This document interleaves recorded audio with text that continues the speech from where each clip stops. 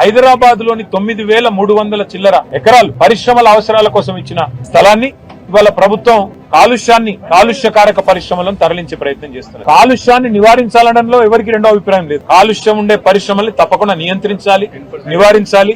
వాటిని కావాలంటే మీరు గ్రీన్ ఇండస్ట్రీ కింద మార్చండి, ఎవరికి అభ్యంతరం లేదు. ఎందుకంటే ఇక్కడ కార్మికుడికి లాభం, అటు పరిశ్రమకి లాభం అల్టిమేట్ గా ఇచ్చిన మరి ఉద్దేశం అది. కానీ ప్రభుత్వం ఏమంటున్నది, ఈ 9,300 ఎకరాలు అది కూడా ఎంత ధరకి, ఇక్కడ మార్కెట్ ధర 1,00,00,000 ఉంది గజం, అంటే ఎకరం 50 నుంచి 75 కోట్లు ఉంది. కానీ ప్రభుత్వం ఏమంటుంది, రిజిస్ట్రేషన్ ధర 12,000 ఉంది. ఇక్కడ మీరు 4,000 కడితే చాలు, 4,000 రూపాయలు కడితే చాలు గజం, అంటే ఎకరానికి 1,60,00,000 ఇది అవుతుంది అనుకుంటా. 1,60,00,000 కడితే నీకు 50 కోట్ల నుంచి 75 కోట్ల విలువ చేసే భూమిని ఫ్రీగా ఇస్తా, అది తీసుకొని నువ్వు అపార్ట్మెంట్లు కట్టుకో, నువ్వు బ్రహ్మాండంగా 10 తరాలకు సరిపడా ఆ పారిశ్రామికవేత్త పెద్ద ఆయన ఎవరైతే ఉన్నారో ఆ యాజమానిగా వారు సంపాదించుకోవచ్చు అని చెప్తున్నారు. కానీ వాస్తవం ఏంది, ఇది ప్రజల భూమి, ప్రజల సంపద.